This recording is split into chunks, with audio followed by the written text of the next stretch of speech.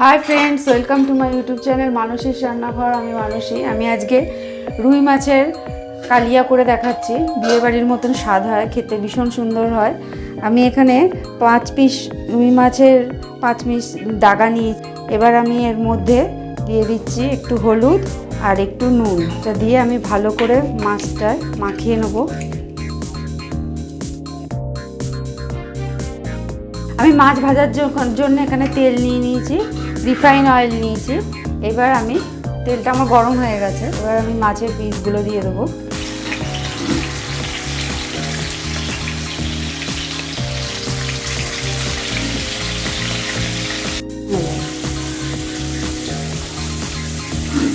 আমার মাছটা ভাজা হয়ে গেছে, আমি 2 পিঠ ভালো করে ভেজে নিয়েছি। এবার মাছগুলোকে আমি তুলে নিচ্ছি। খুব বেশি আর কি ভাজা হলে ভালো লাগে না, মোটামুটি যেমন হয় সেরকমভাবে মাছটা ভেজে নিতে হবে। হয়ে গেছে, এবার আমি এগুলো সব তুলে ফেললাম।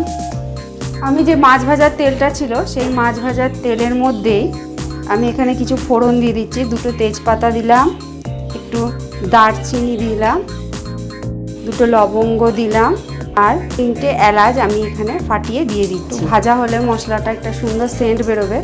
তারপর আমি এতে দিয়ে দিচ্ছি আমি 3টে পেঁয়াজ আমি গ্রেটারে গ্রেট করে নিয়েছি আর 5 কোয়া রসুন এখানে গ্রেটারে গ্রেট করে নিয়েছি। এটা আমি দিয়ে দেবো এর মধ্যে।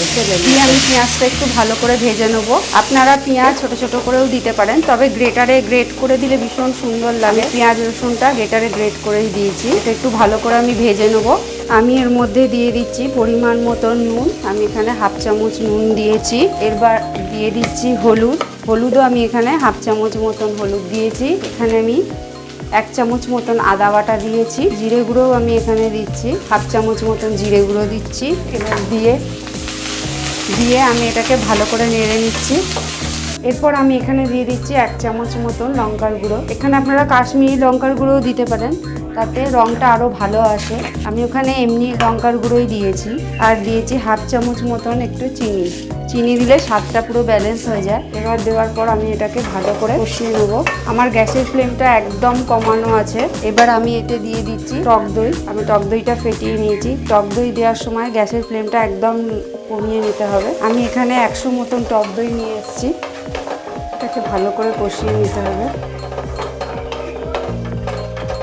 আমি একদম লো ফ্লেমে এটাকে একটু কষিয়ে নিয়েছি। দেখেন পুরো তেল ছেড়ে দিয়েছে মশলা থেকে। এইবার আমি যে বাটিটায় দই ফেটিয়েছি সেই বাটিতে কিছুটা জল নিয়ে আমি এটা দিয়ে এবার আমি গ্যাসের ফ্লেমটা বাড়িয়ে দিলাম। এবার আমি এতে দিয়ে দিচ্ছি 1/2 চামচ গরম মশলা, 2টো কাঁচা লঙ্কা চিড়ে আমি এর মধ্যে দিয়ে দিচ্ছি। এতে স্বাদটা ভীষণ সুন্দর হয়। এখানে আপনারা ধনেপাতাও ইউজ করতে পারেন, তাহলে খেতে আরও সুন্দর লাগবে। সবশেষে আমি এখানে দিয়ে দেবো 1/2 চামচ মতন ঘি। এইটা মাছের ঝালের স্বাদটা দ্বিগুণ বাড়িয়ে দেয়। এবার মশলাটা আমার ফুটে গেছে। এবার আমি এর মধ্যে মাছগুলো দিয়ে দেবো। দিয়ে আমি একদম গ্যাসটা একদম লো করে দিয়ে আমি এটা চাপা দিয়ে কিছুক্ষণ হতে দেবো। আমি 5 মিনিট এটাকে একদম লো ফ্লেমে কুক করেছি। এই যে হয়ে গেছে, তেল ছেড়ে দিয়েছে। ভীষণ সুন্দর খেতে দেখতে লাগছে, খেতেও ভীষণ সুন্দর হয়। একদম অল্প মশলায় ভীষণ সুন্দর রান্না। গরম ভাতে ছুটির দিনে খুব ভালো লাগবে খেতে। আপনারা অবশ্যই ট্রাই করবেন। হয়ে গেছে আমার রুই মাছের ঝাল। আপনাদের ঘরে ধনেপাতা থাকলে অবশ্যই এর ওপর ছড়িয়ে দেবেন। এই মুহূর্তে ভীষণ সুন্দর লাগে খেতে, তাতে আরও ভালো লাগবে। আমার কাছে এখন ধনেপাতাটা নেই, তাই জন্য আমি দিতে পারলাম না। আমি ওই গ্যাসটা বন্ধ করে দিলাম। এটা আপনারাও বাড়িতে করুন। আর কেমন লাগলো বলতে ভুলবেন না কমেন্ট বক্সে। ভালো লাগলে লাইক করুন, শেয়ার করুন।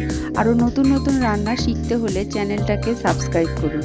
আরও নতুন নতুন রান্না মিস করতে না চাইলে বেল আইকন প্রেস করুন। Thank you.